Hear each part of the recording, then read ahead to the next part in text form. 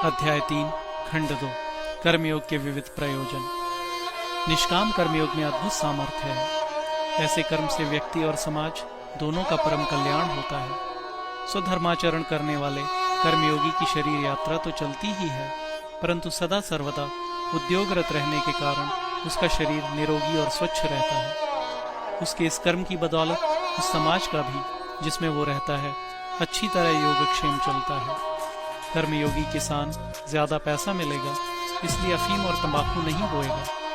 वो अपने कर्म का संबंध समाज मंगल के साथ जोड़ता है। स्वधर्म रूप कर्म समाज के लिए हितकर ही होगा। जो व्यापारी ये मानता है कि मेरा ये व्यवहार रूप कर्म जनता के हित के लिए है, वो कभी विदेशी कपड़ा नहीं बेचेगा। उसका व्यापार समाजोपकारक होगा।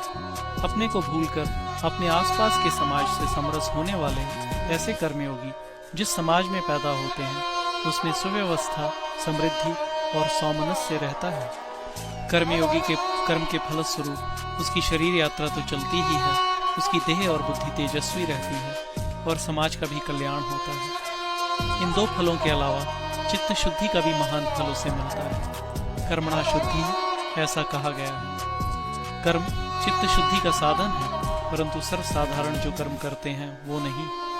कर्मयोगी जो अभिमंत्रित कर्म करता है, उसी से चित्त शुद्धि होती है। महाभारत में तुलाधार वैश्य की कथा है। जाजली नामक ब्राह्मण तुलाधार के पास शब्द ज्ञान प्राप्ति के लिए जाता है। तुलाधार उससे कहते हैं, भैया, इस तराजू की डंडी को सदा सीधा रखना पड़ता है। इस बाह्य कर्म को करते हुए तुलाधार का मन भी सीधा सरल हो गया। छोटा बच्चा दुकान में आए या बड़ी उम्र का, उसकी डंडी सबके लिए एक सी रहती है, न ऊंची न नीची। उद्योग का मन पर परिणाम होता है। कर्मयोगी के कर्म को एक प्रकार का जप ही समझो। इससे उसकी चित्त शुद्धि होती है और फिर निर्मल चित्त में ज्ञान का प्रतिबिंब पड़ता है। अपने उस कर्मों से कर्मयोगी अंत में ज्ञान प्राप्त करते हैं। तराजू की डंडी से तुलाधार को समवृत्ति मिली। सेनानाई बाल बनाया करता था। दूसरों के सिर का मैल निकालते निकालते उसे ज्ञान हुआ, देखो, मैं दूसरों के सिर का मैल तो निकालता हूँ, परंतु क्या खुद कभी अपने सिर का, अपनी बुद्धि का भी मैल मैंने निकाला? ऐसी आध्यात्मिक भाषा उसे उस कर्म से सूझने लगी। खेत का कचरा निकालते निकालते कर्मयोगी को खुद अपने हृदय का वासना विकार रूपी कचरा निकाल डालने की बुद्धि उपजती है। मिट्टी को रौंदकर समाज को पक्की हंडिया देने वाला गोरा कुम्हार अपने मन में ऐसी पक्की गांठ बांधता है कि मुझे अपने जीवन की भी हंडिया पक्की बना लेनी चाहिए। इस प्रकार वो हाथ में थपकी लेकर हंडिया कच्ची है या पक्की, यूं संतों की परीक्षा लेने वाला परीक्षक बन जाता है। उस कर्मयोगी को उस कर्म या धंधे की भाषा में ही भव्य ज्ञान प्राप्त हुआ है। वे कर्म क्या थे? मानो उनकी अध्यात्मशाला ही हो। उनके वे कर्म उपासनामय, सेवामय थे। वे देखने में व्यवहारिक, परंतु वास्तव में आध्यात्मिक थे। कर्मयोगी के कर्म से एक और भी उत्तम फल मिलता है, और वो है समाज के सामने एक आदर्श। समाज में ये भेद तो है ही कि ये पहले जन्मा और वो बाद में। जिनका जन्म पहले हुआ है, उनके जिम्मे बाद में पैदा होने वालों के लिए उदाहरण बन जाने का काम रहता है। बड़े भाई पर छोटे भाई को, माँ बाप पर बेटा बेटी को, नेता पर अनुयायियों को, गुरु पर शिष्य को अपनी कृति के द्वारा उदाहरण पेश करने की जिम्मेदारी है। ऐसा उदाहरण कर्मयोगी के सिवा और कौन उपस्थित कर सकता है? कर्मयोगी सदैव कर्मरत रहता है, क्योंकि कर्म में ही उसे आनंद मालूम होता है। इससे समाज में दंभ नहीं बढ़ता। कर्मयोगी स्वयं तृप्त होता है, तो भी कर्म किए बिना उससे रहा नहीं जाता। तुकाराम कहते हैं, भजन से भगवान मिल गया, तो क्या इसलिए मैं भजन छोड़ दूं? भजन तो अब हमारा सहज धर्म हो गया। आधी होता संत संग, तुका झाला पांडुरंग, त्याचे भजन राही ना, मूल स्वभाव जाई ना। पहले संत संग था, जिससे तुकाराम पांडुरंग बन गया, लेकिन उसके भजन का तार अब टूटता नहीं। भला मूल स्वभाव भी कहीं छूटता है? कर्म की सीढ़ी से चढ़कर शिखर तक पहुंच गए, परंतु शिखर पर पहुंचने पर भी कर्मयोगी सीढ़ी नहीं छोड़ता। वो उससे छूट ही नहीं सकती। उसकी इंद्रियों को उन कर्मों को करने की सहज आदत पड़ जाती है।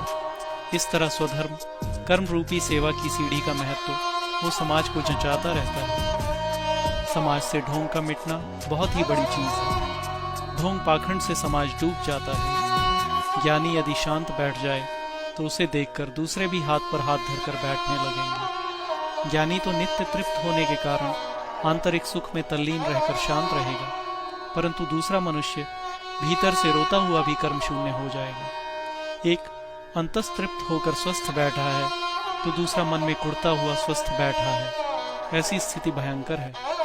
इससे दम पाखंड बढ़ेगा। अतः सारे संत शिखर पर पहुंचकर भी साधन का पल्ला बड़ी सतर्कता से पकड़े रहे, आमरण सुधर्माचरण करते रहे। माता बच्चों के गुड्डा गुड़ियों के खेल में शरीक होकर उनमें रुचि उत्पन्न करती है। माँ यदि उन खेलों में शरीक ना हो तो बच्चों को उनमें मजा नहीं आएगा। कर्मयोगी तृप्त होकर कर्म छोड़ देगा तो दूसरे अतृप्त रहते हुए भी कर्म छोड़ देंगे, हालांकि मन में भूखे और निरानंद रहेंगे। अतः कर्मयोगी मामूली आदमी की तरह ही कर्म करता रहता है। वो ये नहीं मानता कि मैं कोई विशिष्ट मनुष्य हूँ। औरों की अपेक्षा वो अनंत गुना परिश्रम बाहर से करता है। अमुक एक कर्म पारमार्थिक है, ऐसी छाप लगाने की जरूरत नहीं है। कर्म का विज्ञापन करने की जरूरत नहीं है। यदि तुम उत्कृष्ट ब्रह्मचारी हो तो अपने कर्मों में औरों की अपेक्षा 100 गुना उत्साह दिखने दो। कम खाना मिलने पर भी तिगुना काम होने दो।